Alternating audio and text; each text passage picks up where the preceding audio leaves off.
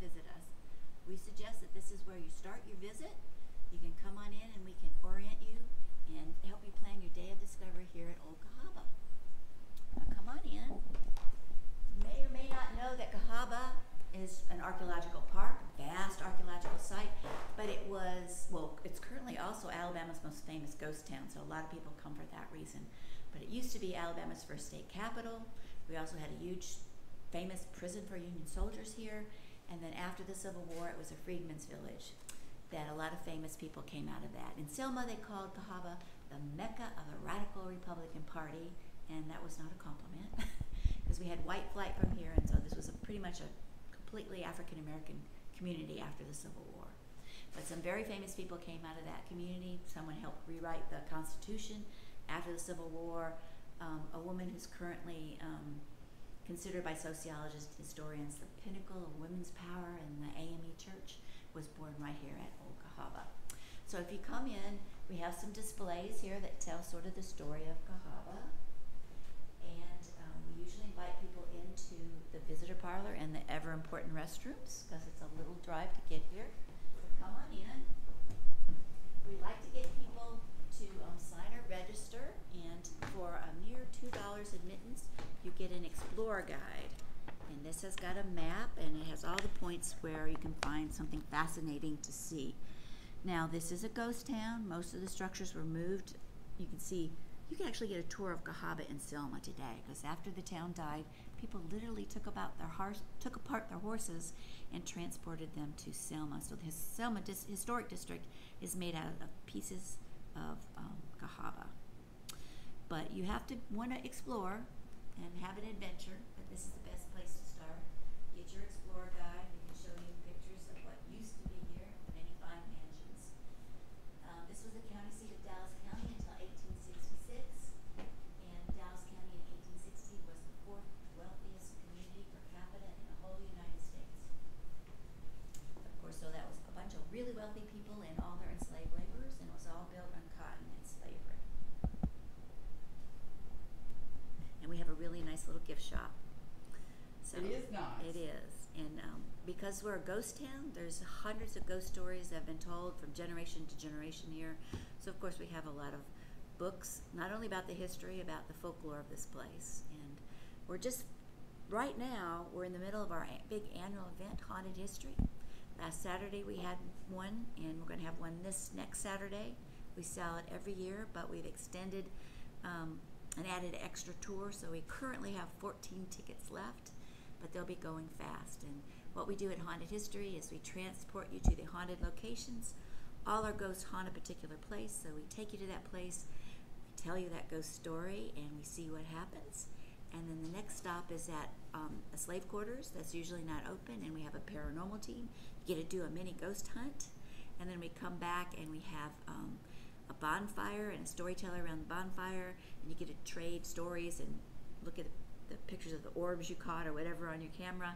And we've had Tally Ho restaurant has a food kitchen, so we have a food truck here that was really popular. I think they just sold out last Saturday, so we're looking forward to having them next Saturday too.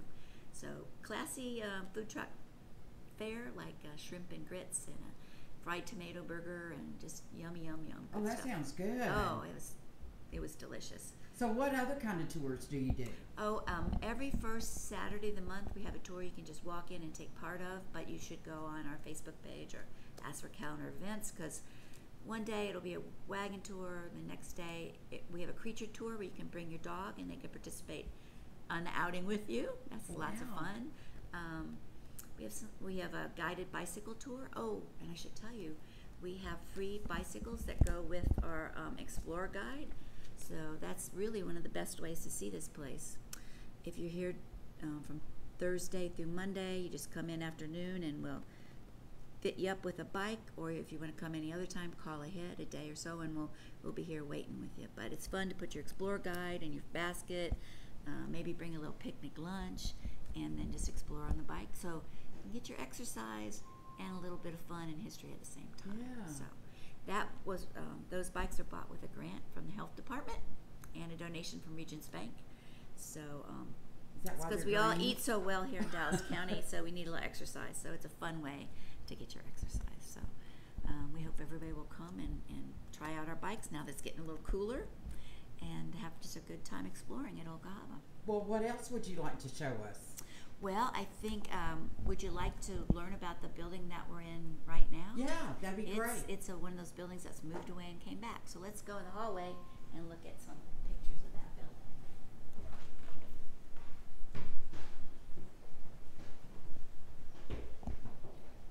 Oh, well, unless you know what. We're in what's known as the Kelly House. It's functioning as our visitor center. It was built here at Cahawba and was moved away when the town died after the Civil War. So I first encountered it up the road a ways in a little town called Hazen.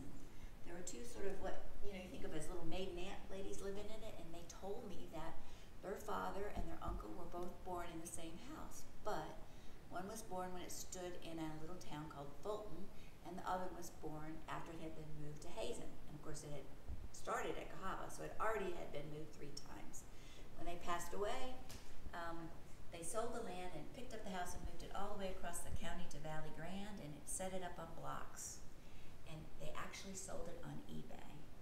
And when I found out that happened, I called up the buyer and seller because they were about to dismantle it and move it to New Jersey.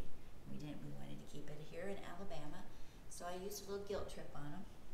And they sold it to me for less than what the person had bought it for, but it had to sit there for a little while longer till we raised the money to have it moved back here. So this is the building as it looks today. It's a building where you come and get oriented. It's our little visitor center. And we just got a grant from the Recreational Trails program. So right now we just have 1 male, 1 female, but we're going to add many more bathrooms to this thing.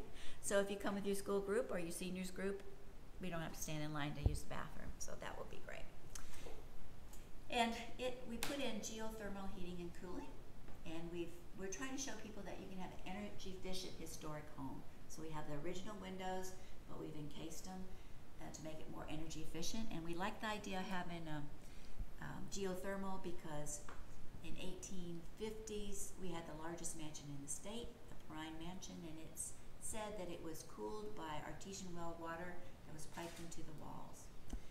And that artesian well is very famous. It was the largest well in the world when it was drilled, and I hope we can take you to go look at that today too.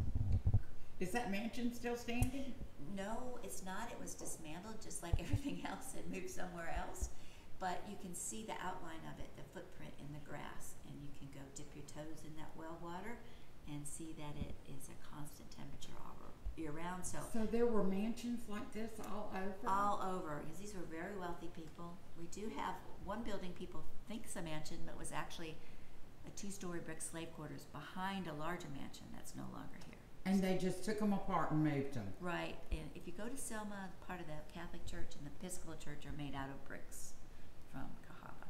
Oh, wow. So it found a new way to be reborn. Wow, it was recycled. Recycled, yes. And that's amazing. These were the wealthiest of the wealthy people living here, and they just were, this started as a cotton factory that was never completed, and a merchant from Staten Island, New York bought it, hired an architect, and converted it into a large, amazing mansion. Wow. And the jail in town during the Capitol era was later bought by the mayor of our town. They called him an attendant at that time. He converted it into one of the nicest homes in the state. One of the standing structures, the Famber House, we were starting to work on restoring it, and as we analyzed it, it seems to be 2 smaller structures that were brought together. The roof line was reworked, and those structures may date as early as the Capitol period. So before that time, we thought the only thing we may have are tombstones that are above ground from when Cahawba was the capital. But now we're thinking maybe the Famber House was made out of earlier structures that were brought together to make another house in the 1840s. So. That's so interesting. It is. This is a really magical place, and we often say you don't even have to believe in ghosts to hear the dead speak, because there's all these little relics and ruins in the landscape here. We want you to come in and explore. In the spring, the daffodils and the daffodils and the roses, and all these things that they brought in the covered wagons back in 1820, they have descendants just like people, and they come to life every spring. So you get an idea of where their gardens were and what they thought was beautiful. Oh, wow. Well, what else would you like to show us, Linda? There's a beautiful church across the street. Yeah, let's walk over and see St. Luke's. This is Okay. what we call the Church on Wheels, because it was built here. It's a very important piece of architecture. When the town died, it went about 15 miles of road to a little community called Martin Station. It was recently dismantled and brought back to us by architecture students at Auburn University. Piece by piece. Well, we'll be right back. Go. Well, before we leave the structure, I want you to tell you about some black belt traditions that help protect us from the spirit world. A lot of people maybe have bottle trees in the yard, but maybe don't understand what the tradition is behind them. They can be very decorative, but they're to protect you from spirits that might try to get into your house. But you can't just have multicolored bottles. Blue is a magical color. They'll come be attracted to the blue and get up into the bottles and can't find their way out. Keep them out of your house. But it also has to be, it won't work unless it's on a cedar tree. You know why? No. Because the cedar tree, all of the branches point heavenward, unlike other trees. Now we also have the traditional blue of our porch. It's called a haunt blue, and that's also that blue that's protective to keep the spirits out. But we have one more Central Alabama tradition here called a ghost mirror. If you travel around in the rural area here on houses, you'll see sometimes it's just a broken piece of mirror nailed up next to the front door and the back door. And this is to keep a specific spirit out. It's to keep the devil out of your house. Because Satan is a nighttime angel, and he can only come out at night, so he'll come up these stairs and try to get in the building, but then he'll catch his image in the mirror. He's also very vain. So the tradition says he'll stand there admiring himself in the mirror until the sun comes up, and then he has to go away. So those are some traditional devices to protect yourself from the spirit world in the black world. That's a new one on me. You hadn't heard that? I knew about that. Catherine Tucker Wyndham, and she's got a little book of it, but she recorded a lot of these traditions, along with many others. Gothic Revival. It's the first of its kind in Alabama. Many more were modeled after it, but Bishop Cobb at the time of the Episcopal Church, his son-in-law was the minister here at Cahawba, so that's maybe why we got the first one. But it was designed after plans produced by Upjohn, who was a New York architect. He created a plan book so all of us heathens out in the wilds of Alabama knew how to build an appropriate church. So they were going to, the Episcopal Church was going back to high churchism, while at the same time in this area, the Methodists and the Baptists were going evangelical. And even the Episcopals in joining states in 1850 went evangelical. But we had a lot of New Yorkers here, and they wanted to go with the high churchism. So this is what we got. Local people invested in it, and even there were investors from New York City that helped pay to have this church built. So you want to go inside and Yes. see it from inside? It was built here in Cahawba in 1854. After the town died about 1880, it was moved about 15 miles away to a little town called Martin Station. And it has just recently come back to us. And the way we got it back was architecture students from Auburn University took it apart, dismantled it, moved it back here. And then we were able to put it back up. So it's not finished yet, but it's got a new roof, a new foundation, and most of the original wood, most of the wood that you see is original cypress. Those are beautiful windows. Well, the windows, actually, these are 20th century windows. Originally, the windows were all stained glass. So it would have been very dark and mystical inside.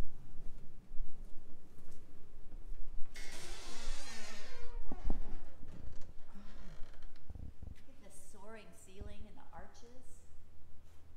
Now, originally, these would have all been dark stained glass windows.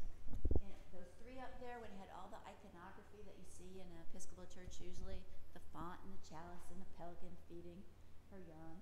Up there where the exhaustion is, way up in there, would have originally been a circular window with a monogram of Jesus Christ. And all of this wood is pine, but for some reason, they faux grained everything to look like oak. So you see, it's faded, but you can see here that sort of yellowy color. That's all faux grained to look like oak. But if you turn around and look at here, you can see there's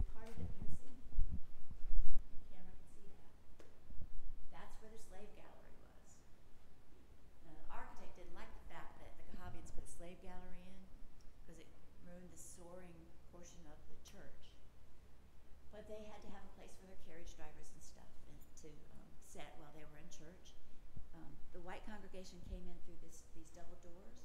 What we're missing is the tower, and that had the doors in it that went up into the gallery.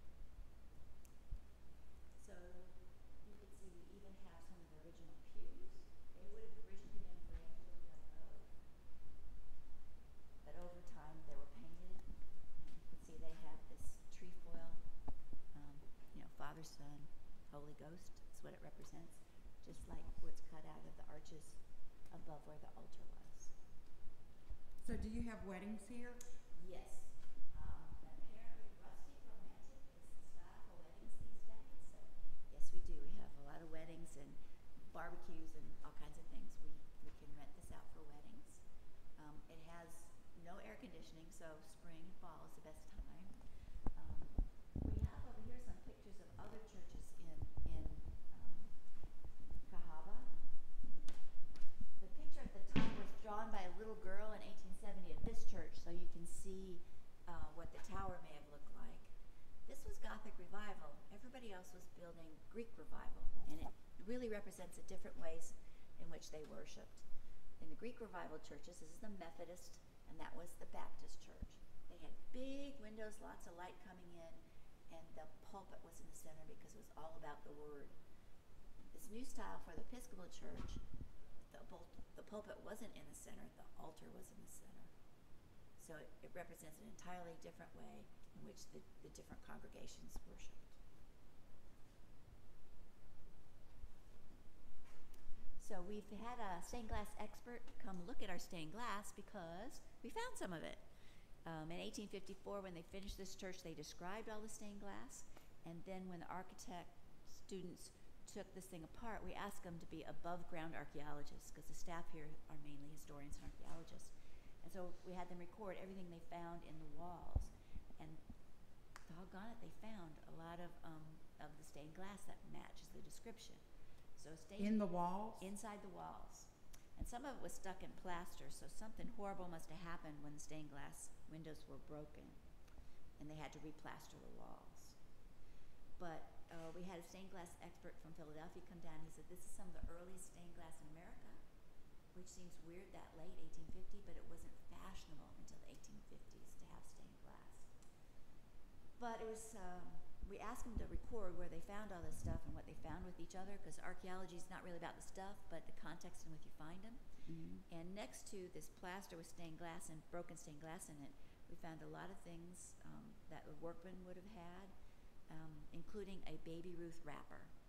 And the Baby Ruth would cost a penny, so we know it was a long time ago. So we were trying to figure out how long. I contacted the Baby Ruth Candy Company. They do not have an archive of wrappers, which was very disappointing, because the company apparently has been sold many times. So I went back and looked at that wrapper, and on it there was an eagle with the initials NRA, which stood for National Recovery Act, which was something from the Depression that only lasted a couple years. And then there was a little face with a bubble coming out of it, and it had his signature, and it was signed Al Jolson. Now, Al Jolson was starred in the first talking movie, and out of the little bubble he said, Baby Ruth is a wonder bar, and wonder bar was in quotes. Well, I looked up, and he starred in a movie called The Wonder Bar, which dates to 1931, I'm sorry, 1931. And we then went back to the documents, and in 1931 there was sort of a hurricane, bad weather that came through here, and we found a document from the white church to an African-American church saying you can worship in here if you fix the roof. So it's kind of interesting that all this evidence came together to point to 1931 as the time that we lost the stained glass windows. So you don't even have to dig to do archaeology.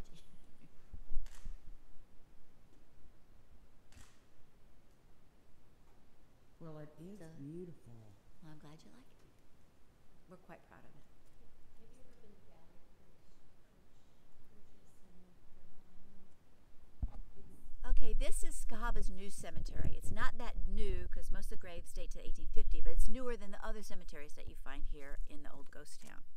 And this is one of Cahawba's most haunted locations. And I say that because there's so many ghost stories about different locations in this cemetery. And I'm a historical archaeologist. I think of myself as a scientist, so I'm very skeptical about all this. or I was until I had my own personal brush with the paranormal, or with something I couldn't explain. So I'd like to tell you that story. But it has to do with this grave. It's called the Belle Monument. And if you look closely at it, on one side you can see who's buried on this side, John R. Bell. And if you look on the other side, it says John A. Bell. It's not a typo. There are actually two men buried here. Now, they were involved in a shootout downtown in Cahawba with everybody looking on. And when the dust cleared, these two men were dead. This father, John R., and son, John A., I believe. There was another brother that survived, and there were three of them against three brothers-in-laws who were birds and hunters, and another one whose name I can't remember. But I can tell you, one of these men was actually shot in the back. But when the court ruled, they exonerated the other three in a court of law, and they didn't spend a day in jail. So the mother and wife of these people wrote this very interesting epitaph on the stone to show that she did not agree with the verdict of the jury. And it says, "No murderer hath eternal life abiding in him. No murderer hath eternal life abiding in him." Meaning, of course, murderers are not going to heaven. And so that was his opinion of these. She had that opinion that they were murderers. So she wants us to know that that court case didn't rule in the right way. Well, now, before you feel sorry for the Bells, let me tell you something about them. They ran the tavern in town. If there was something kind of trouble going on, they were right in the middle of it. And in fact, I'm transcribing the Methodist minister's diary, and in it he says he calls the Bell brothers the devil's most available instrument. Why? Well, that particular Sunday, while the congregation was meeting in the church, he was preaching his sermon. The two Bell boys brought a slave onto the front steps of the Methodist church and beat him right there while the sermon was going on. So that kind of gives you insight to what these men were like. Well, they did have one slave called Pleasant, which they called Plez for short, and they would have him steal things for them. And what he stole were keys. And back then, you have to realize keys were really large. So when the merchants came to work, they would stick the key in the door and they would leave it in there because it was too heavy to carry around. So they told Plez, "You just go, and when no one's looking, you pull that key out, put it in your pocket, and bring it back to us." Then they'd wait a week or two or three or a couple months. They'd come back at night, open the door, and steal everything in the store. And to hide their tracks, they would commit arson. So this happened 2 or 3 times, and townspeople were catching on, and they confronted him, and that's what led to this shootout. So the point of that is these two people died because of Plez, their slave, and him stealing keys on their instructions. So now that you know that background, I also need to tell you, I have a hard time keeping maintenance men working up here because we have such a small crew. The person that cuts and trims here has to be up here by themselves, and they hear voices all the time. And a lot of people don't like to be here. I did have a maintenance supervisor that just retired after 25 years, and they would talk to him all the time, according to him. They'd come right up into his ear and say, "Who are you?" And they repeatedly asked that question, he said. Some days he would just have to leave. But this area is where he heard the voices the most often. So fast forward to about 30 years ago when I came here to start work at Cahawba, and I got a call from tourism department in Selma, and they had a group of paranormal investigators that wanted to come investigate. And you know, now you turn on TV anytime and there's a ghost hunter show on, but back then I didn't know what the heck these people were, so I was a little suspicious. So I came out here with them, and they started to tell me about EVPs, electronic voice phenomenon. And I know you've probably heard about that, but what they do is they turn on a recorder, voice recorder, and then they ask the spirits a question. You don't hear the answer till you play it back, and somehow the spirits have imprinted an answer on the tape. And at that time, it literally was tape, reel-to-reel tape. And I said, "Demonstrate to me," and they would, but no matter what they asked of the spirits, their answer always was yes. And if you're old enough to remember those reel-to-reel tapes, or cassette tapes, especially cheap ones, they hissed. And so it sounded very much like that. So I went, you know, I started to walk off, and there were 3 of them standing right here, and they started yelling my name. And when I turned back, their arms and legs were going in all different directions. They said, "What does donkey mean?" And I said, "Donkey? I don't know. Let me hear it." This time when they played it back, there were very distinct words on the tape. But to my ear, it didn't say donkey. It said Don, D-O-N, then an audible pause, and the word key. Well, it gave me shivers because this key was really important to how these people died. Well, the other part of it was Don. Don was my maintenance supervisor that heard people talking to him out here when no one was here. But what the two had to do with each other, I didn't know. So I kind of put it out of my mind, went home, had a couple hours of sleep, came back to work, and was going to meet Don, my maintenance supervisor. 8 o'clock, he's not here. 8:05, 8:10, 8:15, 8:20, I hear his diesel truck coming. He pulls into the maintenance yard. He gets out of his truck. He will not look me in the eye. So I said, Don, what's wrong? And Don said, gosh, Linda, I'm so sorry. I've lost all my work keys. Yeah, so what would you think? My first thought was, oh, maybe they were warning me and I should have called him. Then my second thought was, maybe they're not friendly spirits. They might have taken his keys. So I explained to him where I was last night and what happened. And, you know, sometimes things pop in your mind. You don't know where they came from, but you just have to do it. Well, what popped in my mind was, what if we drove up to this cemetery, walked up that incline, came around that big old cedar tree, and his keys were laying on the Belle Monument? I said, Don, wouldn't that be creepy? And he said, oh, yeah, Linda, that'd be creepy. So we got enough guts, and we walked up here, and we turned around that thing, and guess what? They were sitting there? No, they weren't sitting there. You fell for that. I can't believe you fell for that. But that's not the end of the story. Now we sat and we started to figure out how much it would cost us to rekey everything in the park, and here come some horseback riders. They had been here from early morning. They had found Don's keys and were turning it in. So naturally I said, where did you find the keys? Guess what they said?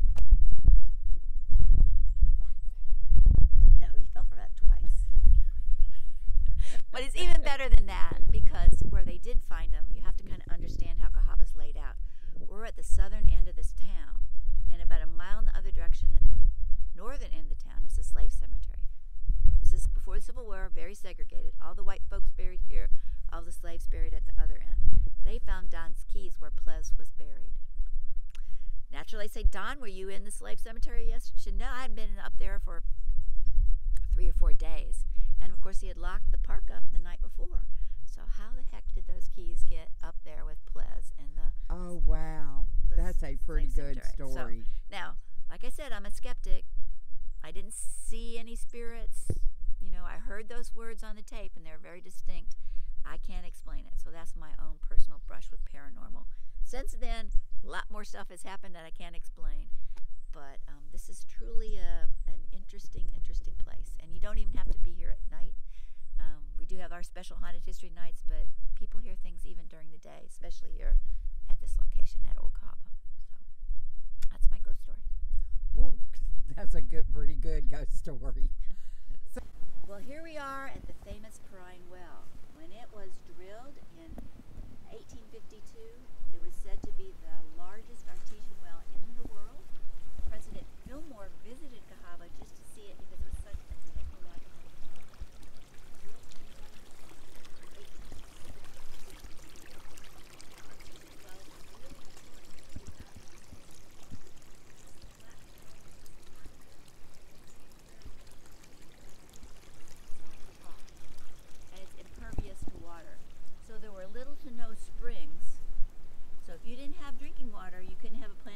with 300 slaves and 600 mules, right? So you had to find a way to get water. So when they had the technology to drill these artesian wells, they drilled through that impervious layer, hit the water that's under pressure, and then it came pouring up into ornamental wellheads. And if you explore at Cahawba, we found at least 27 of them. Some of them are in shapes of faces with the water coming out of the mouth and like a date on the side of the artesian well. Are they still flowing? Well, most of them, unfortunately, after the catfish ponds went in, they tapped into the same aquifer. So most of them are pretty much dry, but this one, because it was such a grand well, is still running. Now you see a lot of this green stuff down here. That's called a zala. That's actually a miniature fern. And today, scientists are looking towards it because it absorbs carbon, CO2, and other things you don't want in your water, that it might be a solution to global warming. So it's this little tiny plant is now a center of a lot of scientific study.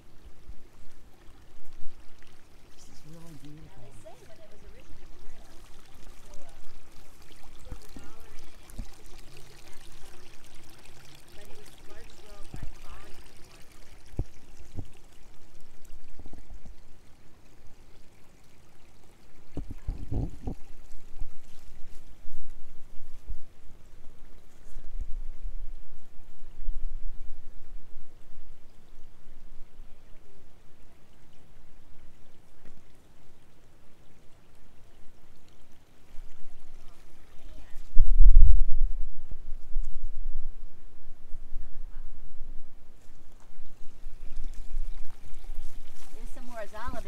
this is? That's watercress, and it's just starting to bloom. So this is a real popular place to come get your watercress for your sandwiches. Oh, wow. And you let them pick it? Yes. I hope they don't decimate them, but they come back every year. And in the winter, if you touch it, the water is like 74 degrees all year round. So in the summer, we have to chase people out because they're in it because it's so cool. And in the winter, if you come down here, we have pictures of the snow with the steam coming out. Birds will be here all year round. So it's a really magical place. And it's said that when they put in this well, they dug a ditch to take the water to the Alabama River, and that it was dug through their ornamental gardens, which is a big, rich family that lives here, in the shape of the Alabama River between here and Mobile. Isn't that something? Wow. Now the Prime who built this, it was originally built as a cotton factory. But then it didn't make a go, and Mr. Prime bought it and converted it into the largest mansion in the state. And he and some other partners owned 4 ocean-going side-wheelers that went between Mobile to Cuba to New York City and carried the mail. So maybe that's why he was interested in having this reproduction of the Alabama River in his ornamental gardens.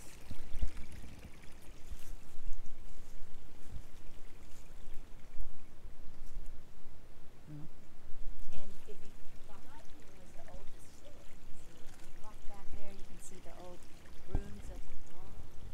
This double wall is a fireproof warehouse. It was built as a warehouse before it was going to be a cotton factory. And then later it was converted during the war from a warehouse into a distillery for the war effort. Don't you know? It had to have the alcohol for the war effort. Was it whiskey? I think it's mainly cordials, but it still had a lot of alcohol content.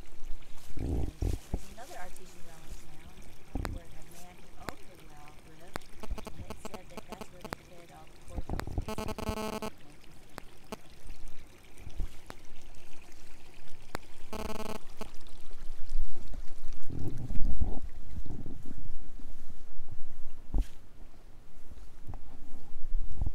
And we've got little fish in it. The water's so healthy. Now, I'm supposed to tell everybody because we have a chlorinated water system. Don't drink here. But people from Selma come in and bring back jugs of water. Really?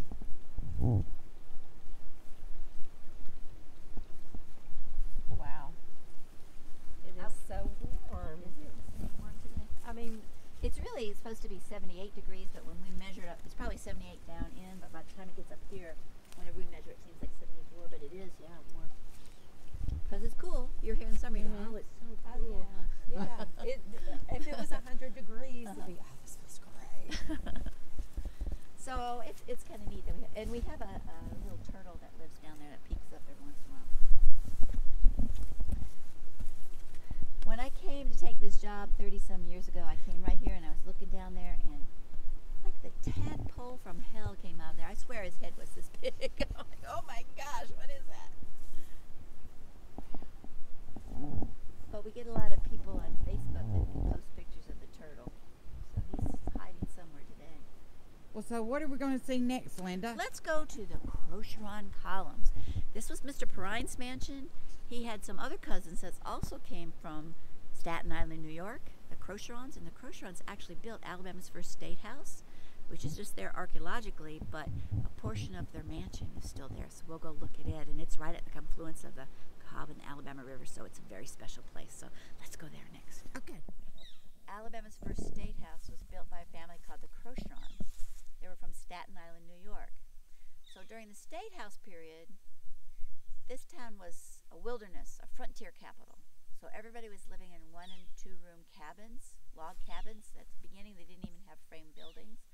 But we had one big brick building, the State House, that was built by the Crocherons. They were merchants, so I don't know how much they knew about construction. But in addition to that brick building that was the State House, that's a couple blocks that way, they built their own commercial row. It was like an early shopping mall. So there were like 10-foot wide stores in it, and they owned it, and that's this hole is what's left of it. You can see, if you get up close, you can see it's filled with brick rubble. And as an archaeologist, I can't wait to get in there and see what we're going to find under Cahawba's first store. Now, these were all the first bricks that were made in this part of the country, but we're finding they're very well-made bricks because the clay is so good here.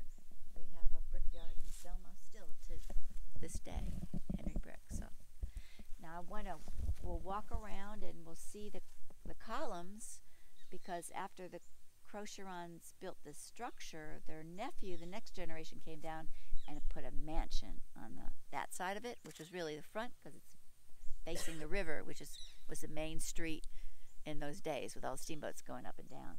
So there's columns left from that mansion. So let's go over there and look at them.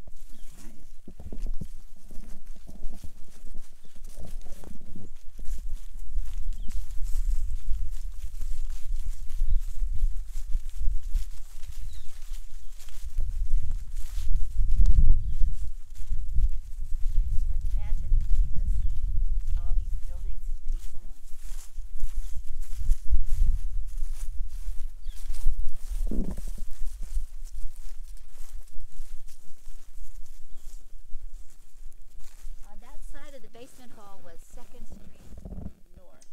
That's the street that Lafayette, the Revolutionary War hero, Frenchman, marched up on his tour of the Americas in, I think it was 1825.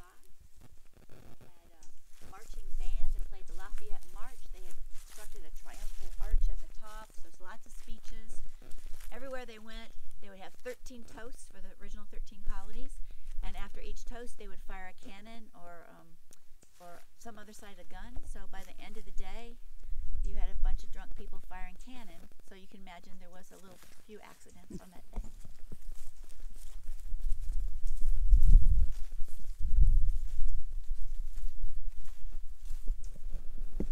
These columns are all that's left of the Crocheron columns. The original Crocheron family that built the State House. A couple decades later, their nephew came and built this mansion and attached it to their store. And it had fancy fluted columns on the front facing the river that are gone. They were made of wood, but these brick columns on the side portico are still here. And people often ask me if it had been stuccoed, but we know that it wasn't, because if you get real close, you can see where they penciled in. They call this penciling. So they would have drawn in the joint lines to try to make the brick look more regular than they actually were.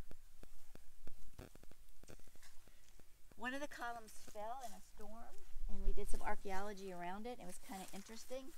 On this side, so there would have been a porch back here, and on this side we found a portion of women's stays from their, what do we call that? We call them girdles now, but I don't know what they call them back then. Corset. Thank you. I was having a brain burp there. A thimble, some needles, some buttons. And on this side we found parts of a saddle and some smoke, part of a smoking pipe. So we think, I kind of envision a man sitting here in the rocking chair and a woman sitting here in a rocking chair on that porch.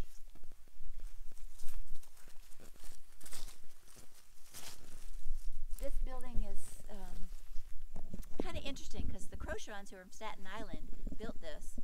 But after the Battle of Selma, General Forrest, which was the Confederate general, and General Wilson, which was the Union general, met here and had dinner together. Can you imagine that? You're fighting one day, the next day you're having dinner, cordials, cigars together. So this house was built like... The small wooden house doesn't belong. It was built, this would have been Cahawba Street. So they built it, when this big house burnt down, the family that owned it built them a little getaway cabin, like in the 1920s, 30s, in the street, so it doesn't really belong. We're kind of attached to it because the first Cahawba Memorial Association met in that building, the first people to try to do something about saving Old Cahawba. So, but we should probably move it to another location because you don't get the idea that this beautiful mansion faced the Alabama River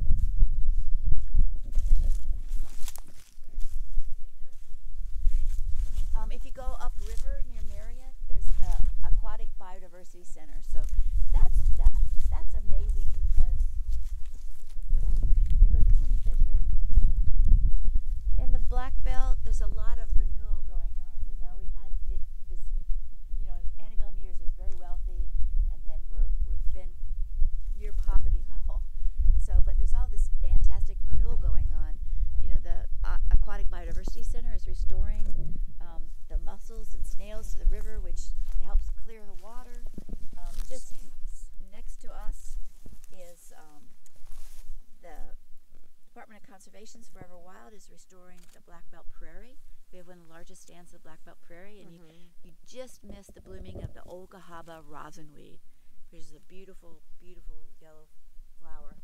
Stands about this high. Yeah. Yeah. And then, of course, the Alabama Historical Commission is restoring history by bringing these stories that can only be told by digging them up. You know, some things aren't in our history books, aren't in the documents. Some people's point of view didn't get written down, but everybody threw out garbage, and garbage can tell you an awful lot about people's lives. If you don't believe me, go through your neighbor's garbage can tonight. You'll find out a lot more about them than they ever wanted you to know. But, you know, like, you come to me and go, what you have to eat? I'm going to tell you about that great salad. And then find out there's a fire in my garbage can. So archaeology does that. We find what really happened to everybody. Very democratic. And also, as far as renewal goes, we're bringing a lot of tourists in. So we're helping renew this area because they're eating at the restaurants, buying gasoline, staying overnight. So I'm really excited about what's happening right now in this area because we have all these different aspects of rebirth and renewal. And we just celebrated Dallas County's 200th anniversary. And part of that is we released butterflies because Selma is the butterfly capital of Alabama. And that was so fun. So that was really, to watch those butterflies take off, it was really sort of a symbol of now we're ready for that was renewal. lovely. Rebirth, yeah. Well, where are we going now, Linda? Well, let's go see where Alabama's first state house was built. We have some Okay. archaeologists working there trying to find the foundations of the state house. Now, a lot of people have seen pictures of the state house, but you have to realize all those pictures come from the 20th century. So they're just sort of hypothetical. No one knows what our state house really looked like. It collapsed in 1833 before photography got here, and no one's found a picture that was drawn by someone who saw it, actually. So archaeology is the only way we can figure out what exactly our first state house looked like. So we want to figure that out before the 200th anniversary of our state, right? Right. So let's go find out how they're doing. Okay. All right, well, as Linda was telling you, we were doing some archaeology on Alabama's first state house. We know from historical documents that the building was supposed to be 58 by 43 feet wide, and we know that because Governor William Bibb put an advertisement in the newspaper in March of 1819 calling for a building of that size to be 2 stories tall. It required it to be brick with the foundation set 2 feet below ground. And that's all we know of the original State House. We have no original drawings of the State House, no good descriptions of what it looked like. So what we've done is come out to do the archaeology and try to confirm exactly where the footprint of the building was, and did it actually look like what everybody thinks. The typical hypothesis is that it was a federal style building, and what we're finding so far does not exactly match a federal style building. So we're still working, trying to find the corners and confirm everything so far. The dates look right on the artifacts. Like I say, the dimensions of the building are a little bit different than what we see in the newspaper. It's actually a little bigger than what the newspaper advertisement called for. We are going to figure that out and hopefully tie into what we found from the University of Alabama's museum expedition last year in these units. And what we're doing right now is we've got the southeast corner and we're just following the wall across. So there's a wall that you're following? I mean, how do you do that? So see the brick? We walked across this a dozen times, but you can see this side is lighter and there's a lot of clay in the soil. It gets darker right about here, and then you start to see the bricks still in place. So we're following that brick concentration across. Yeah, archaeology is as much of a craft sometimes as a science, because you have to learn how to read the soil, and it takes a lot of practice, a lot of experience. It does. So he's able to see. I mean, the brick are pretty obvious, but the Yeah. soil stains take a little while to train your eye to look for them. But I wanted you to hear what he said. That advertisement went in when? March of 18? March 13th, 1819 was when he originally put it in the newspaper. He advertised it for 2 months that they were going to accept bids at the end of May of 1819. The contract was awarded to David and Nicholas Crocheron that ran a brickyard here at Cahawba. They also built the Crocheron Road that's about 2 blocks over. You probably, I think you just came from. But the point I would like to point out, because we're all pro Cahawba here, is March. That was way before they met to write the Constitution in Huntsville, and way before that last territorial assembly in Huntsville, which was they were there when we became a state. But I want to make the point that they were busy building the state house here at Cahawba before they even met to write the Constitution in Huntsville. So that's our like claim for being the first state capital. Because Got it. yeah, so we don't always get credit for that. So we want to make sure that everyone hears that. Absolutely. Well, like I say, right now we are just tracing the walls, hoping to get the dimensions in time for the bicentennial Oh. Which is next year. Next year. correct. December 14th. Exactly. Yeah. Now, years ago, we dug a feature in the far back corner of the State House, and it was a pit, and the artifacts are all right from the right period. But usually we find lots of pottery, right? Ceramics and pottery. There was none of that in there. All we found in there were wine bottles, whiskey decanters, shot glasses, and lots of broken window glass. Oh, that distillery came in real handy. Well, I then, think didn't this was early. The distillery wasn't until the Civil War period. This was from the State House period. So, and we did find in the documents that the townspeople would move into the State House when the legislatures left, because they just used it a few days.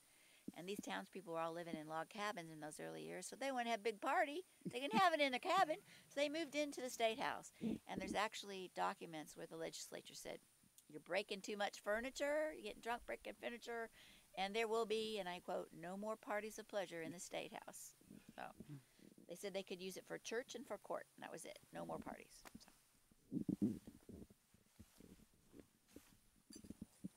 So do you have kind of a estimate of time that this will be complete? Kind of. By next month, hopefully. We are bringing in some extra people to help us from the University of Alabama. They might be out next week, probably the week or two after that, and hopefully we'll have it all wrapped up by then. Great. Well, then maybe we'll have to come back. Yeah, and our plan is to do a ghost structure. So in the bicentennial of the U.S., they did the archaeology at Benjamin Franklin's house, and they built a ghost structure because you don't know all the details, so you really don't want to reconstruct it because it would be a lie. So we want to do a sort of a pavilion in the shape and the size of the State House, and leave all the details to your imagination rather than giving a false impression. Because so many people have seen these pictures of the State House and they think we know what it looks like when we really don't. So we're trying to be truthful and authentic here. Authenticity is the watchword here at Old Cahawba. That's right. Well, thank you so much. Thanks, guys. You're welcome. So, Linda, are we going to see anything else, or are we done? I think we're done unless you... There's so much...